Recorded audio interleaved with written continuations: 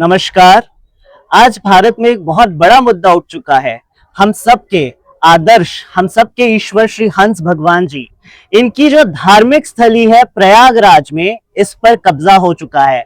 और इसी के लिए आज मेरे साथ गुरुजी बैठे हैं जो इस मुद्दे पर हमें विशेष जानकारी देंगे। तो सबसे पहले गुरुजी नमस्कार। जय हंस भगवान। जय हंस भगवान। गुरुजी, हंस भगवान जी के बारे में हम बात कर रहे हैं, परंतु अगर आप संक्षिप्त में बता पाए उनका क्या इतिहास रहा है, शास्त्रों में उनका क्या वर्णन है। गोपाल तापन्योपनिषद का वचन है, ऊर्जे सिते नवम्याम वही हंसो जाता है स्वयं ही। यानी सतयुग की युगादि तिथि कार्तिक शुक्ल नवमी को भगवान हंस अवतरित हुए थे। यानी इनका शतयुग का अवतरण तिथि है, आज की नहीं, बहुत प्राचीन है। इसी को आंवला नवमी, अक्षय नवमी मनाते हैं हम लोग। इस तिथि पर पारंपरिक रूप से परिक्रमा यात्रा भी निकालते हैं। और हंस भगवान भगवान श्री हरि विष्णु के 24 अवतार में एक अवतार हैं, जिनका विविध पुराणों में यथा मत्स्य पुराण, कूर्म पुराण, बृहद नारदीय पुराण, नारदीय पुराण, अग्नि पुराण, पद्म पुराण और श्रीमद् भागवत महापुराण में भी उल्लेख है। श्रीमद् भागवत महापुराण के 11 स्कंध में हंस स्वरूप अवदच्युतात्मयोगम दत्तः कुमार ऋषभो पितानः तस्याहं हंस रूपेण सकाशगमं तदा। ऐसा भागवत महापुराण 11 स्कंद अध्याय 4 श्लोक संख्या 17 का उद्धरण है। तस्याहं हंस रूपेण सकाशम गमं तदा, भागवत का ही उल्लेख है। भगवान ने हंस गीता का उपदेश दिया है। जैसे कि आप जानते हैं कि ये तीर्थराज प्रयाग है। आप प्रयाग की पावन धरा धाम पर विराजमान हैं और वर्तमान में पावन पूज्य अंतः सलीला सरस्वती, जिनके मुखारविंद से मानो प्रकट हो जाती हैं, ऐसे पूज्य हमारे सरकार जो गुरुदेव सरकार हैं, सरस्वती जिनका उपाधि ही है, उनका पावन यहाँ सानिध्य भी आपको प्राप्त ही हो रहा है। यानी मोक्ष प्रदायिनी भगवती गंगा, भक्ति प्रदायिनी भगवती यमुना और जो अंतः सलीला सरस्वती हैं हंस वाहिनी, उनका भी यहाँ समागम दिव्य तीर्थ स्थल है, जिसको पद्म पुराण में वैकुंठ धाम कहा गया है, त्रिवेणी को। तो यहाँ भगवान नारायण प्रलय काल में बाल मुकुंद स्वरूप में पैर के अंगूठे को चूसते हुए किलकारियां मारते रहते हैं। अक्षय वट वृक्ष जिसका प्रलय में भी नाश नहीं होता, उसी वट के पत्र पर बालम मुकुंदम मनसा सितार है। तो भगवान नारायण को जब सृष्टि सृजन की भावना हृदय में जागृत होती है, तो वो बाल मुकुंद स्वरूप से शंख चक्र गदा पद्म आयुधों से संयुक्त होकर के शेष का जो पत्ता होता है, अक्षय वट का जो पत्र होता है, वो शेष का स्वरूप धारण कर लेता है और भगवान नारायण उस पर विराजमान हो जाते हैं। और उनके नाभि से एक पद्म निकलता है, वो पद्म मतलब कमल, और वह जो कमल का पत्ता, कमल पर परमपिता ब्रह्मा जी विराजमान होते हैं। लेकिन परमपिता ब्रह्मा जी सृष्टि के कैसे सृजन किया जाए इसका ज्ञान विज्ञान उनको भूल गए थे। तो हृदय में यज्ञ पुरुष भगवान नारायण का ध्यान करते हैं। जब वो यज्ञ पुरुष भगवान नारायण का ध्यान करते हैं, तो नारायण उनको यह ज्ञान प्रदान करते हैं कि यज्ञ करिए। तो उन्होंने प्रथम यज्ञ किया था, जिसके कारण इसका क्या नाम पड़ा, प्रयाग। ठीक है। अब जो राज शब्द है वो क्यों लगा, क्योंकि ये तीर्थों का राजा है, यहाँ समस्त तीर्थ आकर के वास करते हैं, इसलिए ये प्रयाग राज हुआ। क्या हुआ, प्रयाग राज। तो चूंकि यहाँ परम पिता ब्रह्मा जी ने प्रथम यज्ञ किया, इसलिए प्रयाग हुआ, और चूंकि ये तीर्थों का राजा है, इसलिए ये प्रयाग राज हुआ। तो बंधु, जब परम पिता ब्रह्मा जी ने यज्ञ करने का विधान बनाया, तो 3 यज्ञ वेदियां बनाई थी, जिसको अंतर्वेदी, मध्यवेदी और बहिर्वेदी कहते हैं। तो अंतर्वेदी को ही गार्हपत्याग्नि कहते हैं, मध्यवेदी को दक्षिणाग्नि कहते हैं, तथा जो बहिर्वेदी थी उसे आवाहनी अग्नि कहते हैं। ये 3 यज्ञ वेदियां बनाई गई। तो अंतर्वेदी को रुद्र प्रयाग क्षेत्र, और मध्यवेदी को विष्णु प्रयाग क्षेत्र, और बहिर्वेदी को ब्रह्म प्रयाग क्षेत्र के रूप में जाना और माना गया। तो जो ब्रह्म प्रयाग क्षेत्र था उसको प्रतिष्ठानपुर झूसी कहा गया। यानी माता गंगा यमुना के समागम के बाद जो धारा जा रही है, उसके पूर्वी तट पर जो विराजमान है, और गंगा के पश्चिमी तट पर और कालिंदी भगवती यमुना के उत्तरी तट पर जो विराजमान है, वो रुद्रप्रयाग क्षेत्र अंतर्वेदी हुआ। और जो मध्यवेदी था वो बाहर का जो क्षेत्र है, जो अलर्कपुर था, जिसे बाद में अरैल के रूप में जानते हैं। तो इस तरीके से यहाँ पर भगवान परम पिता ब्रह्मा जी 3 क्षेत्र हुए। तो ब्रह्म प्रयाग क्षेत्र में ही परम पिता ब्रह्मा जी का प्रवास होता था। उसी परम पिता ब्रह्मा जी की सभा में एक बार जो नैष्ठिक बाल ब्रह्मचारी हैं, सनक, सनातन, सनंदन और सनत कुमार, उन्होंने परम पिता ब्रह्मा जी से यह जिज्ञासा व्यक्त किया कि हे परम पिता ब्रह्मा जी, जो मन की चित्त वृत्ति है और जो गुण है सतोगुण, रजोगुण और तमोगुण, एक दूसरे से उलझे रहते हैं, मिले जुले रहते हैं, इनको पृथक कैसे किया जाए? यह प्रश्न सुनने पर परमपिता ब्रह्मा संशय में पड़ गए। जैसे आप गृहस्थ आश्रम में हों, बाल बच्चों को संभालने में लगे हों, नौकरी चाकरी में ड्यूटी में लगे हों, और हम आपसे कहें कि निरपेक्ष हो जाओ, तटस्थ हो जाओ, सन्यासी की भांति जीवन जियो, है ना, या परमार्थ तत्व की जिज्ञासा को लेकर के बैठ जाएं, तो आपकी ड्यूटी में थोड़ा प्रॉब्लम तो क्रिएट होगा। तो उस तरीके से परमपिता ब्रह्मा भी उसमें रजोगुण वृत्ति से तल्लीन थी, क्योंकि सृजन के कार्य में तल्लीन थी। तो उन्होंने हृदय में यज्ञ पुरुष भगवान नारायण का ध्यान किया। तो नारायण ने सतयुग का युगादि तिथि था, उस समय ऊर्जे सिते नवम्याम वै हंसो जातः स्वयं जी। भगवान नारायण ने नीर क्षीर विवेक युक्त ज्ञान देने के लिए हंस स्वरूप धारण किया, हंसावतार धारण किया। बोलिए हंस भगवान की जय। तो यह हमने बताया कि भगवान नारायण ने हंसावतार क्यों धारण किया और हंस भगवान कौन है। जिस प्रकार हंस पक्षी दूध और पानी को पृथक करने में समर्थ होता है, वैसे ही भगवान नारायण ने हंसावतार लेकर के नीर और क्षीर को पृथक करने का उपाय बतलाया, जिसे हंस गीता के रूप में जाना जाता है, जो सांख्य योग और वेदांत से अनुप्राणित दिव्य ज्ञान था।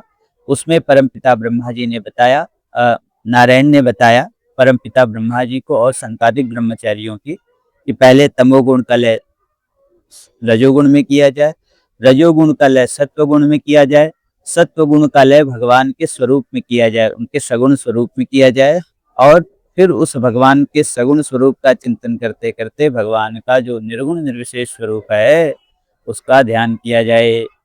तो परमपिता ब्रह्मा जी का यह जो ज्ञान है, जो उनको प्राप्त हुआ भगवान नारायण के माध्यम से, हंस के माध्यम से, वो श्रीमद् भागवत महापुराण के 11 स्कंद में 36 श्लोकी हंस गीता के रूप में विख्यात है।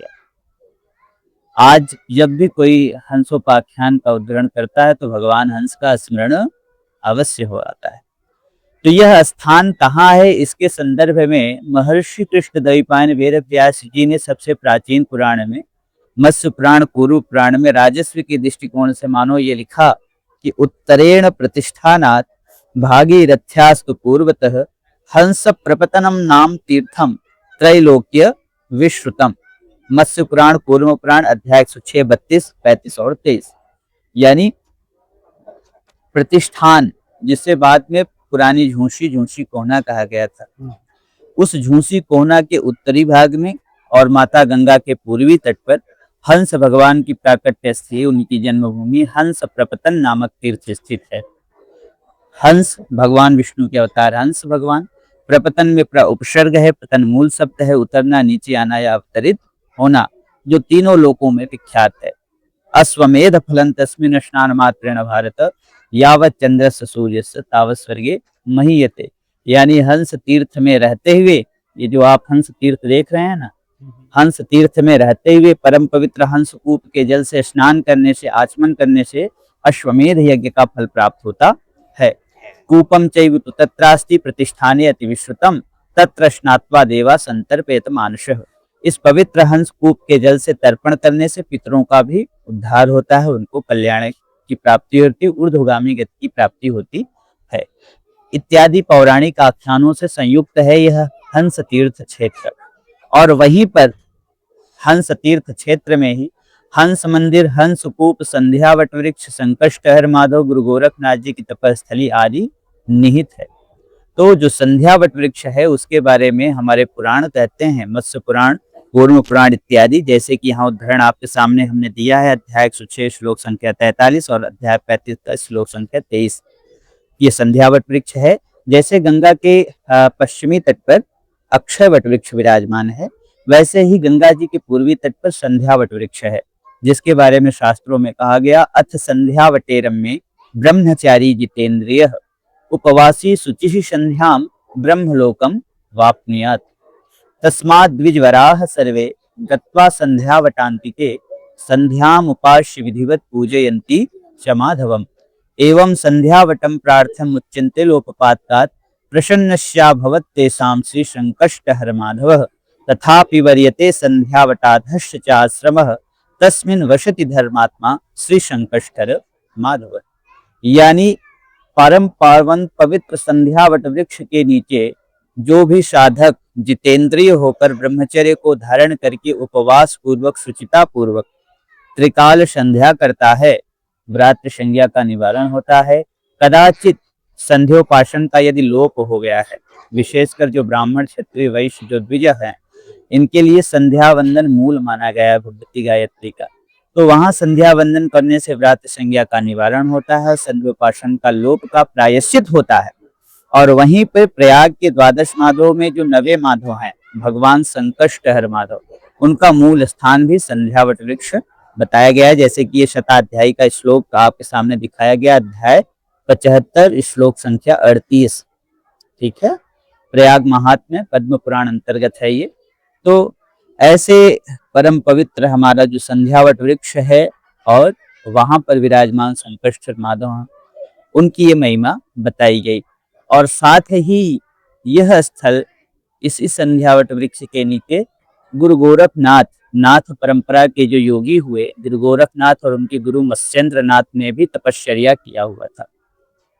श्रुतियों और किंवदंतियों के माध्यम से स्मृति जानकारी प्राप्त होती है। यदि गोरखनाथ की यद्यपि किसी पुराण में वर्णन नहीं है, ध्यान रखना, क्योंकि बाद के महापुरुष थे, तो वो जिस समय यहाँ प्रतिष्ठानपुर में आए थे तपश्चर्या है तो संध्यावट पर ठहरे थे, उन्होंने अलख व्यंजन धुना चमत्कारी चिमटा भी वहां स्थापित किया था। तो जो तात्कालिक शासक वो ब्राह्मण साधु की उपेक्षा करने लगे थे, सतमार्ग से विमुख हो गए थे, ऐश्वर्य में लिप्त हो गए थे। तो ऐसी दशा में उन्होंने गुरु गोरखनाथ और मत्स्येंद्र नाथ जी की भी उपेक्षा कर दी, जिससे वो कुपित हुए और उन्होंने श्राप दिया कि तुम्हारी ये नगर झुलस जाएगा। उस स्थान का नाम झूंसी पड़ा, जिसे आज झूंसी के रूप में आप जानते हैं। उसका प्राचीन नाम क्या था? प्रतिष्ठानपुर था। तो प्रतिष्ठानपुर का नाम जो झूंसी पड़ा, उसके पीछे का कारण आपके सामने हमने रिप्रेजेंट किया, क्योंकि वो झुलस गया था। हाँ जी, इसीलिए जी। और वह पावन पवित्र स्थल संध्यावट वृक्ष है, जहां पर गुरु गोरखनाथ जी ने तपस्या की। योगी आदित्यनाथ जी की एक बड़ी कसौटी है, उनको इसकी ओर ध्यान आकृष्ट करना चाहिए। ये तो हमने आपको बताया कि हंस भगवान कौन है और उनकी जो प्राकट्य स्थली है, जिसको आप पौराणिक हंस तीर्थ क्षेत्र या हंस तीर्थ धाम कहते हैं, उसका क्या महात्म्य है, वहाँ कौन से तीर्थ हैं, क्या उसकी विशेषता रही, और सिर्फ इतने ही पक्ष पर अभी प्रकाश डाले हैं। आगे की ओर अगर ध्यान केंद्रित करते हैं तो यह भी आपको प्राप्त होता है कि इसी परम पावन पवित्र रमणीय तीर्थ क्षेत्र में, पहले तीर्थ किसे कहते हैं ये भी जान लीजिए। आप प्रयाग में आए हैं, प्रयागराज तीर्थराज है, प्रयागराज, ठीक है। तो तीर्थ मतलब होता है जो तार दे, जो तार दे वो क्या है? तीर्थ है। कहाँ से तार दे? जो भव सागर से तार दे, अर्थात धर्म अर्थ और काम के उपरांत मोक्ष नामक पुरुषार्थ की जो सिद्धि करे, वह तीर्थ है, भव सागर से तार देता है। और धाम कौन सा है? जहां भगवान स्वयं या उनके अवतारों में से कोई अवतार अवतरित हुआ हो, अथवा वहां पर प्रवास करके कुछ लीलाएं की हो, उसको क्या कहेंगे? धाम कहेंगे। तो यह आपका हंस तीर्थ धाम है, क्योंकि भगवान नारायण ने हंसा अवतार धारण करके यहाँ पर उपदेश दिया, हंस गीता इत्यादि का। जो हंसा अवतार धारण करके उपदेश दिया था, उसका बहुत ही सुंदर कलाकृतियों एवं मूर्तियों के माध्यम से इस प्राचीन हंस तीर्थ मंदिर में प्रकटीकरण किया गया था, चित्रण किया था। जैसे कि देख रहे हैं, अराजक तत्वों द्वारा खंडित मूर्तियां वगैरह भी दिखाई गई। और उत्तर प्रदेश शासन एवं सरकार ने भी हंस तीर्थ को पारंपरिक रूप से प्रमुख दर्शनीय तीर्थ स्थल घोषित किया हुआ है। यह एक बड़ा विषय है, लेकिन सरकार ध्यान नहीं दे रही है कि जिस तीर्थ स्थल को वो स्वयं प्रमुख दर्शनीय तीर्थ स्थल घोषित किया हुआ है, तो उसका आखिरकार श्रद्धालु जनों को दर्शन क्यों नहीं हो पा रहा है। हम एक प्रमाण के रूप में, यद्यपि वचन ही प्रमाण होते हैं, और आप हमारे जो आधिकारिक चैनल हैं, फेसबुक हो या यूट्यूब हो, आप हंस भगवान नामक हमारा चैनल है, उसको फॉलो करेंगे तो ये सारी चीजें मिल जाएंगी। व्हाट्सएप नंबर 9456901495, उसको भी फॉलो कर सकते हैं। तो ये उत्तर प्रदेश सरकार, दोनों माननीय नेता हैं हमारे योगी आदित्यनाथ जी, नरेंद्र मोदी, ये उत्तर प्रदेश सरकार की पुस्तक है। और इसमें इन्होंने देर की नहीं, ये महाकुंभ के दौरान की है, 2026 के दौरान पुस्तक है। 2025 की है, महाकुंभ के दौरान की। इसमें इन्होंने हंस तीर्थ को प्रमुख दर्शनीय तीर्थ स्थल के रूप में अंकित किया। ये आप जैसे कि देख सकते हैं। इसके अतिरिक्त ये महाकुंभ डायरेक्टरी भी है, और ये महाकुंभ डायरेक्टरी जैसे आपके सामने ये दृष्टिगोचर हो रहा है, सरकारी है। जो प्रयागराज के मेन टूरिस्ट स्पॉट हैं, main tourist spot in Prayagraj, उसमें 12 नंबर पर आप देखिए हंस तीर्थ का इन्होंने जिक्र किया है। इस पे लिखा है, mention in Matsya and Varaha Purana, Hans Tirtha is a sacred well in sea where bathing और drinking its water is grand salvation. तो ये इसके पौराणिक महात्म्य और आख्यान को दृष्टिगोचर करा रहा है आपका हंस तीर्थ, जो पौराणिक हंस तीर्थ धाम के रूप में शास्त्रों में विख्यात है। तो ऐसे तीर्थराज प्रयाग। अब इसके जब आप संघर्ष के पक्ष की ओर जाएंगे, उसके पहले इसकी इतनी प्राचीनता रही, क्या क्या कब कब हुआ, उस पर भी थोड़ा सा आपका प्रकाश डालते हैं। जैसे कि आप जानते हैं कि हमारे यहाँ एक पद्धति है कि 4 आश्रम व्यवस्था है, ब्रह्मचर्य आश्रम, गृहस्थ आश्रम, वानप्रस्थ आश्रम और फिर संन्यास आश्रम। तो जब वो व्यक्ति वानप्रस्थ आश्रम में जाता था, या उसके पहले भी जब लोगों का मन विचलित होता था या कोई संकट आता था, आर्त भाव से, चाहे जिज्ञासु भाव से, अर्थार्थी भाव से या ज्ञानी भाव से, चारों ही दृष्टिकोण से तीर्थों का अवलंबन लिया जाता था। तो लोग तीर्थाटन पे निकलते थे और प्रयाग जरूर आते, और प्रयाग तीर्थों का राजा था। तो जो तीर्थ में आता था प्रयाग की, वो यहाँ की पंचकोशी परिक्रमा करता था, यहाँ के तीर्थों में जाता था। तो चाहे, क्योंकि सतयुग का ये तीर्थ है, हमने पहले भी आपके सामने रिप्रेजेंट कर दिया, तो चाहे वो सतयुग के महापुरुष हों, चाहे त्रेता के महापुरुष हों, चाहे द्वापर के महापुरुष हों, या अब तक का जो कलिकाल आ गया, इस तब के जो महापुरुष संत हुए, आचार्य हुए, वे सभी ऋषिगण तपश्चर्या करने के लिए हंस तीर्थ में ठहरे थे। इसके लिए कोई अलग से प्रमाण देने की आवश्यकता नहीं है, लेकिन फिर भी विशिष्ट जिनका कुछ तत्व रहा, वहां पर उन्होंने कठोर साधनाएं की, उन पर हम थोड़ा प्रकाश डालेंगे। जैसे कि आप जानते हैं कि सतयुग का जो पीरियड है, उस समय देवालय कम बनाए जाते थे। तीर्थ हमने बताया जहाँ देवालय हो, महापुरुष का वास हो और जलाशय हो, उसे तीर्थ कहते हैं। एक सामान्य सिम्टम्स है। तो हंसकूप जो है एक बृहद जलाशय का ही नुमा था, बावली के रूप में, और हंस भगवान स्वयं यहाँ शालिग्राम अर्चा विग्रह के रूप में पधारे थे। और महापुरुष जो हंस संप्रदाय के साधु थे, शिखा सूत्र और श्वेत वस्त्र धारण करते थे, ऐसे साधु हंस तीर्थ में प्रवास किया करते। तो बंधु, इस तरीके से उस पावन पवित्र रमणीय हंस तीर्थ क्षेत्र की हिस्ट्री प्रारंभ होती है। पहले लोग कुटी बना करके प्रायः साधु संत वहां प्रवास करते थे, कुटिया रहती थी, लोग पंचकोशी परिक्रमा इत्यादि में जाते थे, वहां स्तंभ भी इत्यादि रहता था। त्रेता में भी कुछ नवीन निर्माण कार्य होते रहे, द्वापर में भी होते रहे, है ना। फिर कलिकाल की जब स्थिति आती है, तो वहां विडंबना तब होती है जब मुस्लिम धर्मांधता का युग आता है। मुस्लिम धर्मांधता के युग में हंस तीर्थ को तोड़ा गया, ईदगाह बनाई गई, जैसा कि श्री प्रभुदत्त ब्रह्मचारी जी ने अपने अभिलेखों में, अपने साक्ष्यों में इसका उदाहरण दिया हुआ है।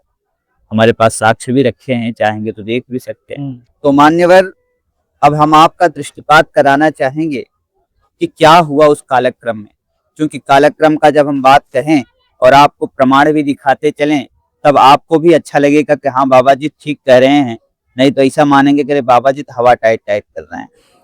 तो ऐसा स्थिति ना बने, इसलिए ये देखिए, ये प्रयाग पंचकोशी की परिक्रमा और प्रयाग महात्म्य श्री प्रभुदत्त ब्रह्मचारी जी द्वारा उद्धृत ये ग्रंथ है, और इसमें इन्होंने ये लिखा है हंस तीर्थ, ये लिखा इन्होंने। इससे आगे हंस तीर्थ है, प्राचीन हंस तीर्थ हंसकूप के पास था, जहां मुसलमानों की ईदगाह बनी है, वही था। मुसलमानी धर्मांधता के युग में उसे तोड़कर ईदगाह बनाया गया, उसका पिछला भाग अब भी प्राचीन है। इसके अनंत शाहपुर भागलपुर के एक प्रतिष्ठित जमींदार ने नए हंस तीर्थ को बनवाया। ये सारे उदाहरण हमने आपको इस ग्रंथ के माध्यम से रिप्रेजेंट करने का प्रयास किया है, ताकि आपको भी ये समझ में आए कि हाँ महाराज जी प्रमाणित साक्ष्यों पर ही बोल रहे हैं, ऐसे नहीं बोल रहे हैं।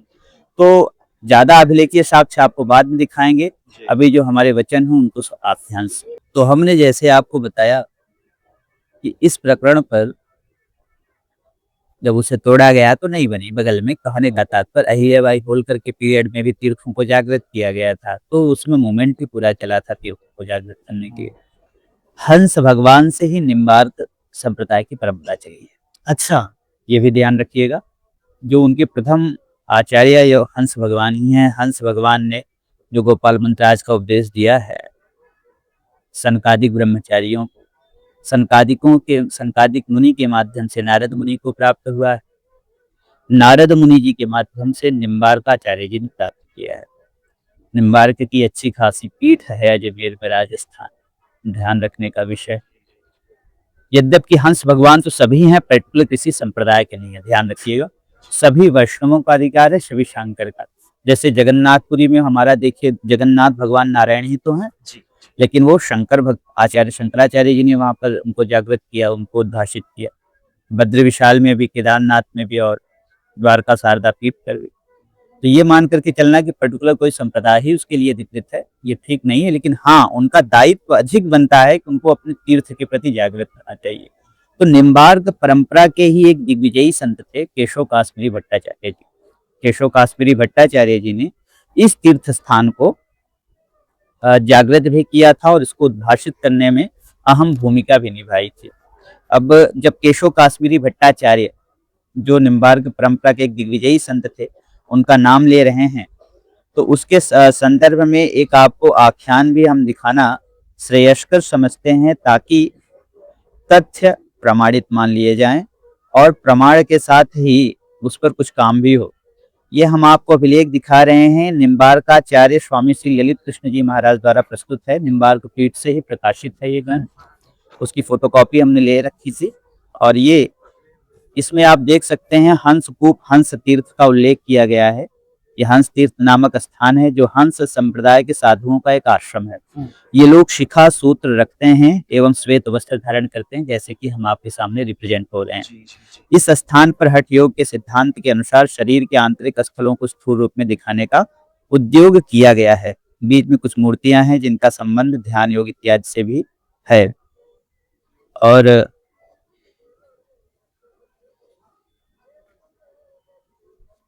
वैष्णव संप्रदायों में हंस संप्रदाय सर्वप्रथम माना जाता है। भागवत अनुसार श्री शंकादिक मुनियों ने हंस भगवान से तत्वोपदेश ग्रहण कर भूमा विद्या के रूप में देवर्षि नारद को दिया। देवर्षि नारद से भक्ति सूत्रों के रूप में जगत गुरु निम्बार्काचार्य जी को प्राप्त हुआ।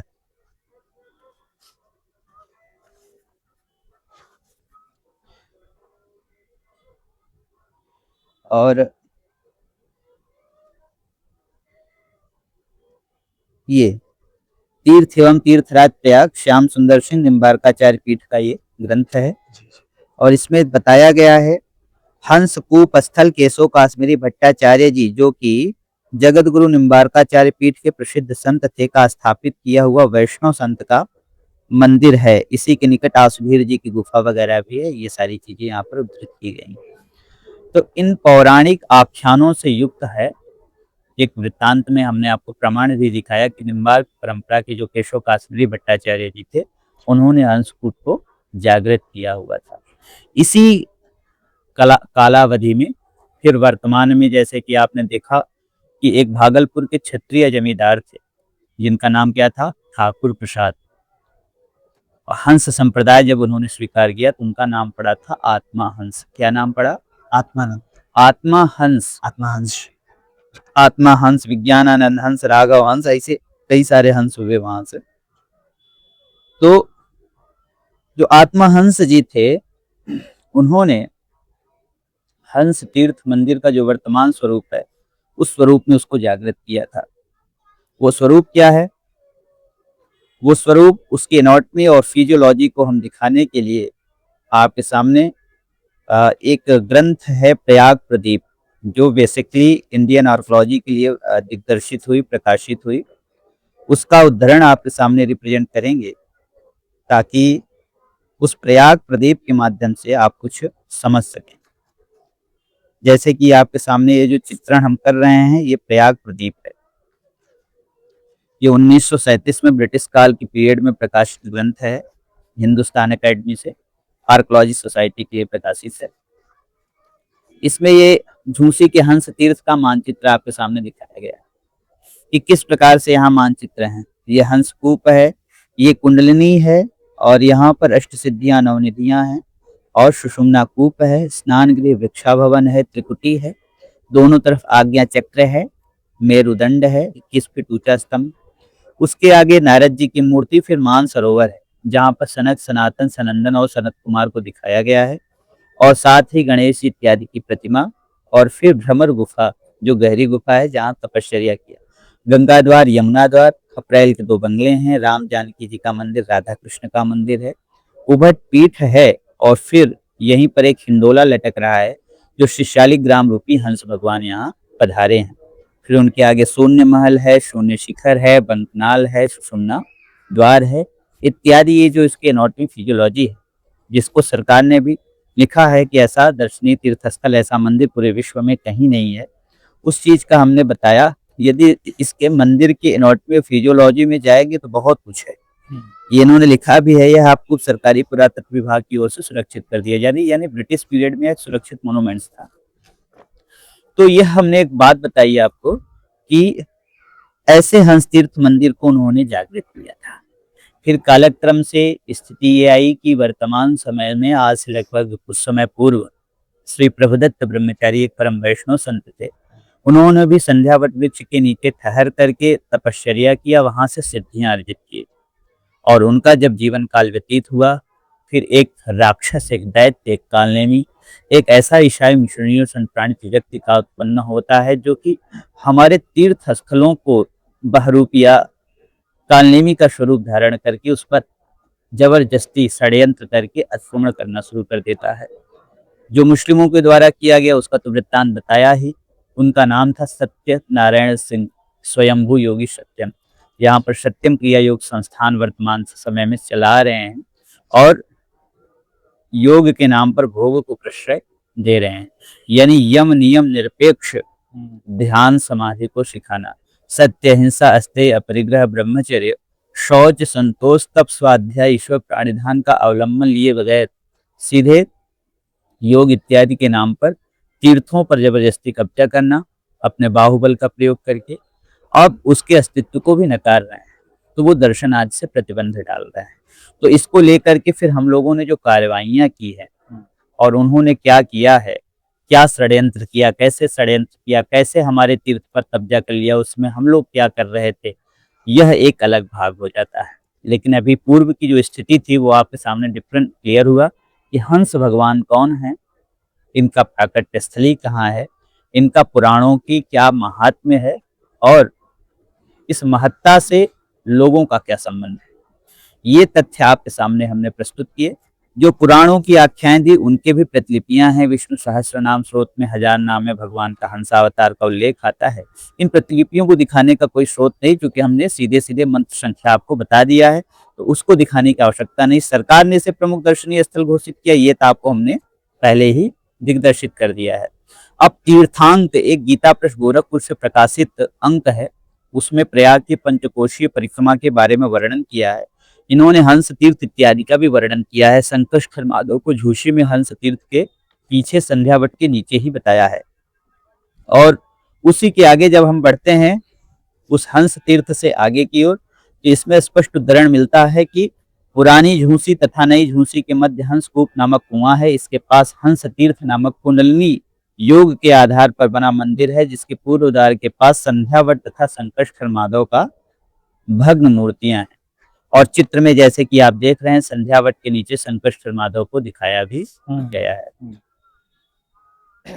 ये प्रयाग पंचकोशी परिक्रमा के 9वें दिन हंस तीर्थ, संध्यावट, संकष्खर माधव, ये सारे तीर्थों को दिखाया गया। ये अमृत कलश है और अमृत कलश में ये सब बहुत विस्तृत वर्णन दिया गया है कि कब सत्यम इत्यादि के माध्यम से अराजक तत्वों द्वारा हंस तीर्थ पर कब्जा किया, कब नष्ट किया गया। इसमें ये बहुत अच्छे से लिखा गया है कि जो हंस तीर्थ है यहाँ पर गुरु गोरखनाथ जी ने भी तपश्चर्या किया हुआ था।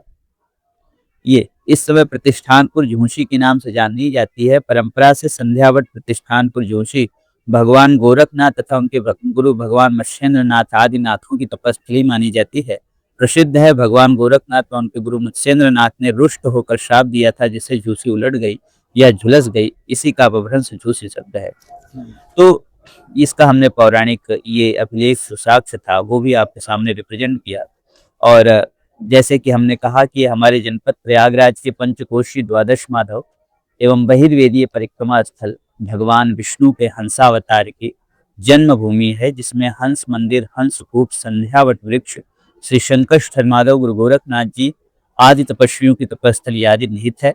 प्रतिष्ठानपुर झूसी कोना में गंगा जी के तट पर कुंभ प्रयागराज उत्तर प्रदेश की पावन धरा धाम, जहां हो रहे अराजक तत्वों को अतिक्रमण को हटाकर पुरातत्व इत्यादि द्वारा संरक्षित कराकर पौराणिक महात्म्य के अनुरूप दर्शन आदि का समुचित प्रबंधन सुनिश्चित किया जाए। और इसके लिए हम लोगों ने पंचसूत्री निवेदन भी किया है।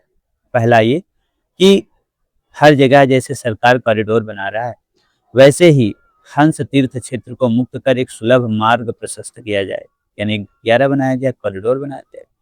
द्वितीय ये कि हंस तीर्थ मंदिर और हंस कूप का जीर्णोद्धार किया जाए।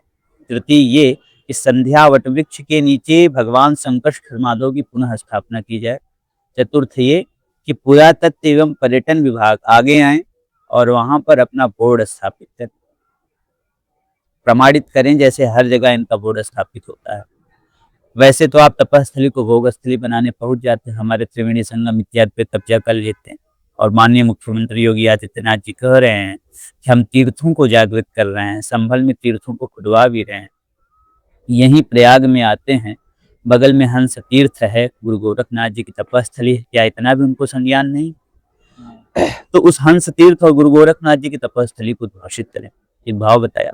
और पंचम निवेदन हमारा यह है कि हंस तीर्थ के दर्शन हेतु जो साधु संत जाते हैं, उनको अराजक तत्वों द्वारा बंधक बनाकर प्रताड़ित किया गया।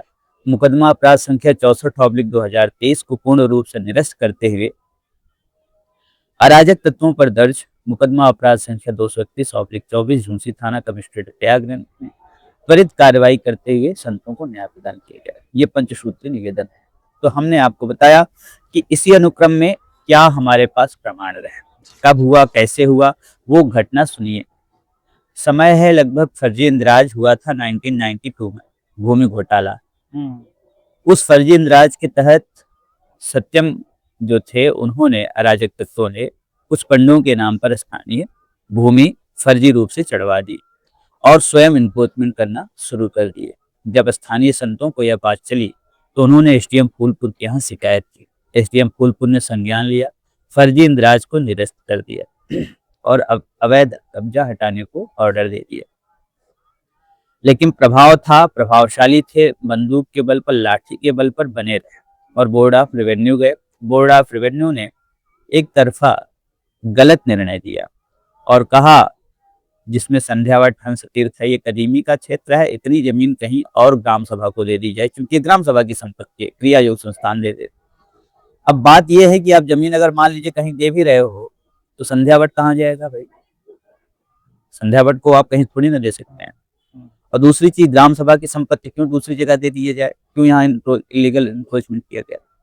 तो हाईकोर्ट में ग्राम प्रधान गए, वहां से स्टेटस क्यों आया, स्टेटस क्यों आने के उपरांत भी क्रियान्वयन नहीं हुआ और जो ग्राम प्रधान गए उनको प्रताड़ित किया गया, माना नहीं गया। तो एक PIL भी फाइल होती है 37/324/2012, उसमें आदेश हुआ दिनांक 11/10/2012 को।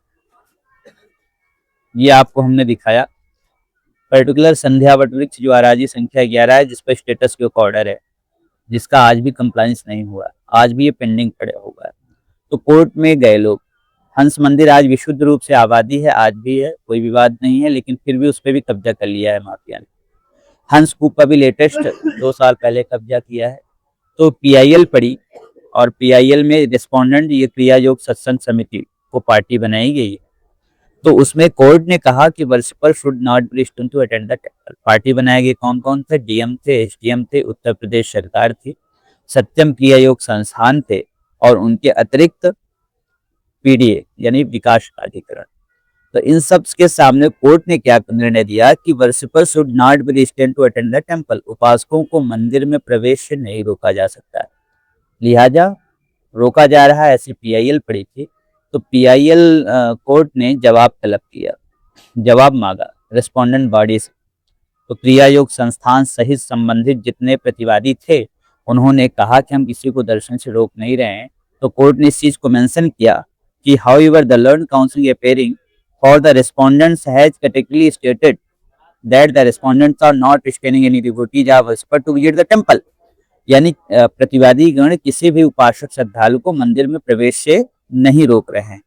तो जब इन्होंने यह तथ्य को उद्भाषित किया तो कोर्ट ने कहा कि किसी भी श्रद्धालु का दर्शन पूजन करना फंडामेंटल राइट है, ये सुप्रीम कोर्ट भी कहती है और किसी को रोका नहीं जा सकता। अतः कोई विवाद नहीं है, जैसे कि प्रतिवादी कह रहे हैं दर्शन से ही रोक रहे हैं तो इसको हम डिसमिस करते हैं। लेकिन अगर कोई ऐसा कंडीशंस होती है तो एप्रोप्रिएट कोर्ट अथवा अथॉरिटी अथवा फोरम इसको सोल्यूशन करे। अथॉरिटी प्राधिकरण, फोरम मतलब मंच, चाहे वह नगर पालिका यानी नगर निगम का हो, नगर आयुक्त हो, पुलिस आयुक्त हो या मंडलायुक्त हो, डीएम हो, एसडीएम हो, ये सब इसके लिए कंप्लायंस कराने के लिए अथॉरिटी बॉडी है। लेकिन आज तक ये कंप्लायंस नहीं हुआ।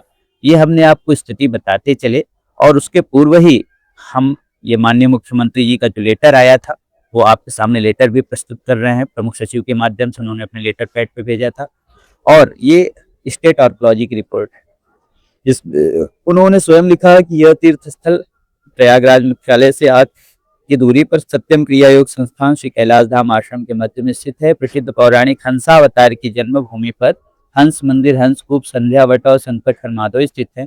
इस तीर्थ स्थल का उल्लेख पुराणों में भी किया गया है। वर्तमान समय में हंसकूप को छोड़कर शेष सांस्कृतिक, धार्मिक एवं पुरातात्विक दृष्टि से महत्वपूर्ण स्मारक स्थल हंस मंदिर, हंसकूप, संध्यावट वृक्ष, संकष्ट हरमाधव आदि सत्यम क्रिया योग अनुसंधान संस्थान के अंदर है, जहां पर दर्शनार्थियों का आना जाना प्रतिबंधित है। हंसकूप का दर्शन तो सुलभ है किंतु संरक्षण के अभाव में यह भी नष्ट होने के कगार पर है, अतः इसे संरक्षित किया जाए। ये प्रमाणित प्रतिलिपि है, कोई ऐसी प्रतिलिपि नहीं है। ये हंसकूप का प्रमाणित फोटो है आर्कोलॉजी के माध्यम से। और ये एएसआई की ये रिपोर्ट है जिसमें इन्होंने हमको पत्र भेजा था कि हंस गुप्ता, समुद्र गुप्ता ऑलरेडी जो है प्रोटेक्टेड मोन्यूमेंट्स था, तो उस पर भी अगर कार्रवाई हो जाए तो 100 मीटर के अंदर खाली हो जाएगा। अब ये तथ्य हमने जैसे कि आपको समझाया, ये हंस तीर्थ, हंसकूप, संध्यावट वृक्ष का प्रकरण इसी अनुक्रम से चलता रहा।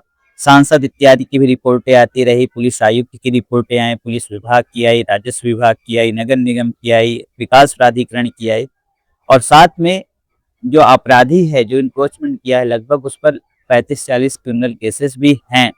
लेकिन सब इर्द गिर्द कर देना अपनी पौवा के बल पर, क्योंकि लोकतंत्र के 4 स्तंभ है। पहली क्या है? कार्यपालिका, दूसरी विधायिका, तीसरी न्यायपालिका और चौथा स्तंभ मीडिया है। मीडिया में डिजिटल मीडिया और सोशल मीडिया, 2 मीडिया होते हैं।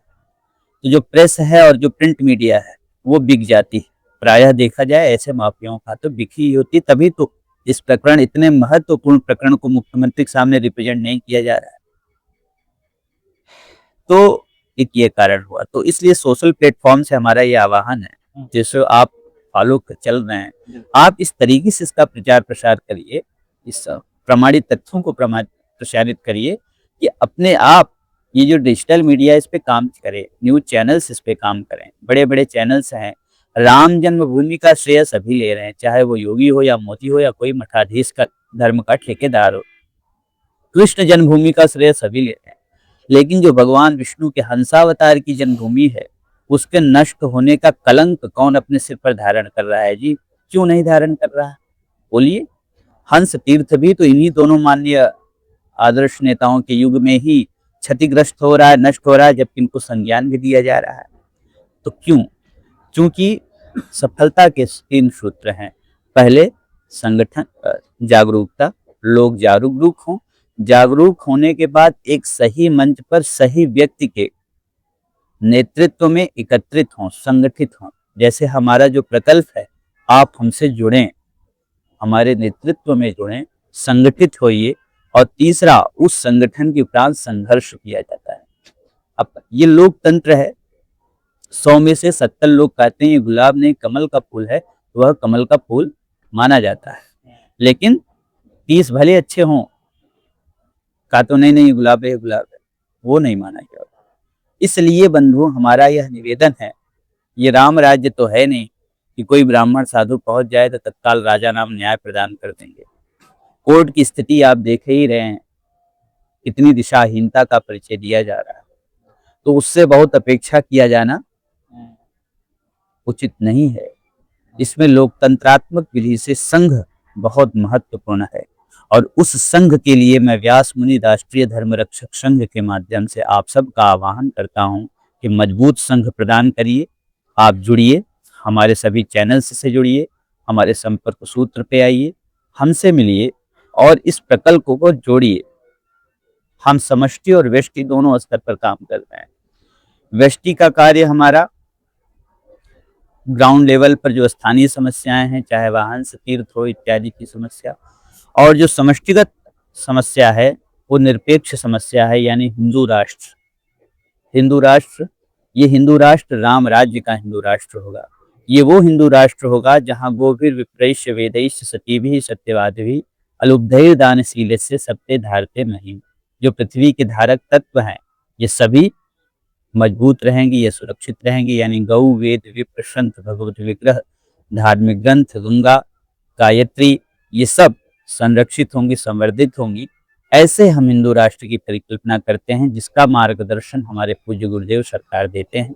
जिस हिंदू राष्ट्र की बात हमारे ऋग्वेदीय पूर्वामनाय श्री गोवर्धन मठ पीठाधीश्वर श्रीमद जगत गुरु शंकराचार्य स्वनाम रण्य स्वामी निश्चलानंद सरस्वती जी महाभाग बताते हैं, कहते हैं, उसके अनुसार ऐसा हिंदू राष्ट्र हमको चाहिए। तो यह हमने प्रकल्प की डिवाइसेस आपके सामने रिप्रेजेंट किया। तो मान्यवर ये पोथियां बनती चली गई, पोथियां बनती चली गई, कई जगह से अनुमति ली गई, ये सारी चीजें हुई। प्रयागराज मेला प्राधिकरण के पूर्व में भी अनुमति रही। चूंकि पारंपरिक यात्रा है इसलिए प्रशासन के द्वारा रोका नहीं जाता है, लेकिन वस्तु स्थिति है कि अंदर मंदिर में प्रवेश नहीं मिल रहा है, जबकि कोर्ट का निर्देश है कि श्रद्धालुओं को दर्शन से ना रोका जाए। वो भी ऐसा सारी चीजें काम कालनेमियों के माध्यम से किए जा रहे हैं और इसके लिए ना तो प्रशासन ना ही सरकार अभी तक कोई मजबूत कदम उठाई है। इस पे मजबूत कदम उठाई जाए और आगामी ये 3 यात्राएं पारंपरिक रूप से जाती हैं। पहला कार्तिक शुक्ल नवमी, जिसे अक्षय नवमी या आंवला नवमी के रूप में भी जानते हैं, मानते हैं, वो आगामी 8 नवंबर 2026 को पड़ेगी। बाकी 2 यात्राएं माघ मास में होती हैं, यानी खट तिला एकादशी, माघ कृष्ण पक्ष की एकादशी जिसे खट तिला एकादशी कहते हैं, जो अभी 14 जनवरी को हो गई। अब दूसरी यात्रा माघ शुक्ल पक्ष की एकादशी है जिसको जया एकादशी कहते हैं, जो 29 जनवरी 2026 को पड़ेगा। तो ऐसे पावन अवसर पर, पुनीत अवसर पर आप सभी हमारे नेतृत्व में एकत्रित होइए या हमारे द्वारा नियुक्त व्यक्ति के नेतृत्व में एकत्रित होइए और इस उद्देश्य से एकत्रित होइए कि हमें हमारे तीर्थों को जागृत करना है। हमारा उद्देश्य किसी व्यक्ति विशेष या किसी संस्था विशेष का विरोध करना नहीं। दुनिया में ना जाने कितने अनैतिक लोग हैं, दुनिया में ना जाने कितने माफिया प्रवृत्ति के लोग हैं। ये कार्य है शासन तंत्र का। हम ठहरे साधु और हमारा कार्य है अपने मान बिंदु का रक्षा करना। अगर सीमा पर कोई आतंकवादी घुसपैठ करता है तो फौज उसका मुकाबला करती है, या तो शहीद होती है या उसको भगाती है। तो इसी तरीके से अगर हमारे धर्म के वेश में कोई हमारे धर्म स्थल को नष्ट करने का प्रयास करे, हमारे तीर्थ स्थल को नष्ट करने का प्रयास करे, तो ब्रह्मचारी साधु होने के नाते भी और सनातन धर्मानुरागी होने के कारण हम सभी सिविलियंस का भी यह दायित्व बनता है कि ऐसे घुसपैठियों को वहां से निकाल कर बाहर फेंकें और हम तीर्थ की रक्षा करें, तीर्थ को उसकी मर्यादा के अनुरूप स्थापित करें। इसी के लिए मैं आपका आह्वान कर रहा हूं। मैं व्यास मुनि पुनः आप सभी श्रद्धालु संतों का आह्वान कर रहा हूं कि आप जुड़िए, प्रकल्प से जुड़िए और इसकी कार्य की सिद्धि के लिए एकजुट होकर के सामने आए। सोशल प्लेटफॉर्म के माध्यम से भी सक्रिय होइए। यही हमारी आवाज है, यही राज है कि हंस तीर्थ क्षेत्र मुक्त हो, सबको पौराणिक महात्म्य के अनुरूप दर्शन आदि का समुचित प्रबंधन हो और प्रयाग की पंचकोशीय द्वादश माधव त्रियज्ञ वेदीय परिक्रमा उद्भाषित हो। यह पंचकोशीय द्वादश माधव त्रियज्ञ वेदी परिक्रमा परंपरागत रूप से हमारे माध्यम से कराई भी जाती है। जैसे कि आप जानते हैं, हंस जयंती आंवला नवमी कार्तिक शुक्ल नवमी को इसके लिए एक भव्य समारोह करके रणनीति तैयार करते हैं। और फिर देव उत्थान एकादशी, जिसे देव उठनी एकादशी भी कहते हैं, उस पावन अवसर पर सभी लोग त्रिवेणी संगम से इस यात्रा को शुभारंभ करते हैं। और तीनों वेदियों में आने वाले समस्त तीर्थों में हम लोग जाते हैं। और उन तीर्थों पर इसलिए जाते हैं क्योंकि लोग तीर्थों में जाना छोड़ दिए। ये माघ महोत्सव का आयोजन हुआ है, आप देख रहे हैं कितने ऐसे व्यक्ति हैं या संत हैं या ऐसे लोग हैं जो तीर्थों में जा रहे हैं। माघ स्नान का पूर्ण फल लाभ बंधु तभी प्राप्त होता है जब आप पहले तो तीर्थ जल में स्नान करिए, यानी त्रिवेणी संगम में स्नान लाभ प्राप्त करिए। द्वितीय, यहाँ तीर्थ की परिक्रमा करिए, यानी यहाँ की पंचकोशीय परिक्रमा करिए। तीर्थों में जाइए, एक एक पद आप जब नंगे पैर चलते हैं, विधि के साथ चलते हैं, तो समझिए वो अश्वमेध यज्ञ का फल दे रहा है। और तृतीय है व्रत करना। व्रत यानी नियम संयम के साथ रहना, यानी विधि निषेध का पालन करना, ये व्रत है। उपवास पूर्वक रहना, भक्षाभक्ष न ग्रहण करना, तपस्थली को तपस्थली के रूप में उपभोग करना, ना कि भोगस्थली के रूप में वहां पर ऐश्वर्य इत्यादि की भावना से, भोग की भावना से जाना। एक समय यहाँ का ये था कि यही बालू की रेती में रेती लगती थी और रेती के ढेर पर हमारे करपात्र जी बैठते थे, लोगों को प्रवचन देते थे। आज मार सुविधाएं सुविधाएं सुविधाएं, इसी चक्कर में पूरा माघ का मास व्यतीत हो जाता है, वह एक अलग विषय है। और जो चौथा विषय हमने आपके सामने प्रेजेंट किया, व्रत के उपरांत ब्राह्मण भोजन। ब्राह्मण भोजन, ध्यान रखिए, ऐसा ब्राह्मण जो त्रिकाल संध्या से युक्त हो, उसके मुख में जो ग्रास आप देते हो संबंधित देवता तक पहुंचता है। इसलिए ऐसे व्यक्ति को आप ब्राह्मण भोजन कराइए, दक्षिणा दीजिए और दान करिए। कलयुग के जो 4 स्तंभ, धर्म के जो 4 स्तंभ हैं, उसमें क्या क्या चीजें हैं? तप है, दया है, दान है और एक महत्वपूर्ण तत्व क्या है? सत्य है।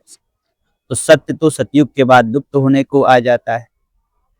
और तप आप देखते हैं तो दया जो है त्रेता के बाद, और जो तप रहा वो भी द्वापर के बाद लुप्त प्राय होता है। लेकिन जो दान है वो दान आज भी बना है। तो दान को बनाए रखिए, जुड़िए सनातन मान बिंदुओं के संरक्षण के लिए। जो हो सके दान दक्षिणा भी प्रदान ही करिए और तन मन धन से सहयोग करिए। जिसके द्वारा तन से सहयोग हो सके तन से करिए, जिसका मन से हो सके मानसिक रूप से प्रचार प्रसार करिए। जो धन से करना चाहे वो धन से करे। और ग्राउंड लेवल पर आइए, तीर्थों की स्वयं भी परिक्रमा करिए, अन्यों को भी प्रेरित करिए। तीर्थ आपकी संस्कृति, आपकी सभ्यता और आपकी परंपरा का द्योतक है। इसकी रक्षा, इसकी अस्मिता की रक्षा, अपने अस्तित्व की रक्षा है। और इस पर जो आघात पहुंचाए, इसकी पर जो चोट पहुंचाए, वो हमारे सनातन धर्म का नहीं माना जाएगा, वो तो विधर्मी ही है और ऐसे व्यक्ति को बख्शा नहीं जा सकता।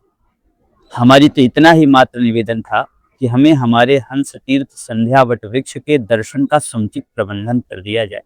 हमें वहां नहीं किसी प्रकार का कब्जा थोड़ी ना चाहिए।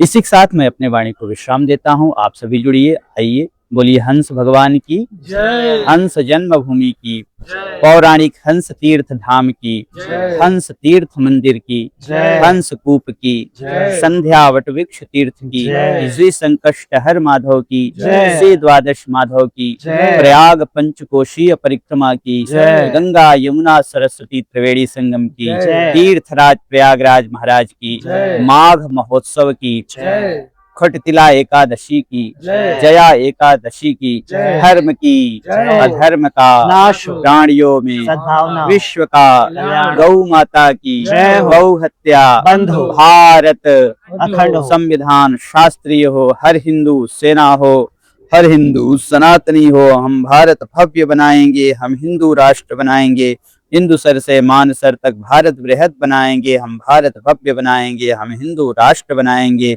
हिंदू राष्ट्र भारतवर्ष की जय हो, हिंदू राष्ट्र भारतवर्ष की जय हो। हिंदू राष्ट्र भारतवर्ष की जय हो। सर्वभूत हृदय धर्म सम्राट श्री स्वामी करपात्री जी महाराज की ऋग्वेदीय पूर्वामनाय श्री गोवर्धन मठपुरी पीठाधीश्वर श्रीमद जगत गुरु शंकराचार्य जी महाराज की जय हो। निज सचिव जी महाराज की जय हो। हर भारतीय को, हर सनातनी को इस मुद्दे को घर घर तक पहुंचाना चाहिए, क्योंकि अगर आज हम चुप बैठेंगे तो कल सनातन चुप हो सकता है। आज हिंदू राष्ट्र की मांग भी उठ रही है इस मंच से, जो कि कितना जरूरी है ये पता चलता है। तो आज जब सनातनी बहुसंख्यक है तब उनका ये हाल हो रहा है कि उन्हें आज ये सब देखना पड़ रहा है। तो जब सनातनियों की संख्या कम होगी तब क्या मंजर होगा वो आप खुद ही सोच सकते हैं। फिलहाल मैं व्यास जी को दिल से धन्यवाद देता हूं कि उन्होंने इतना बड़ा मुद्दा उठाया।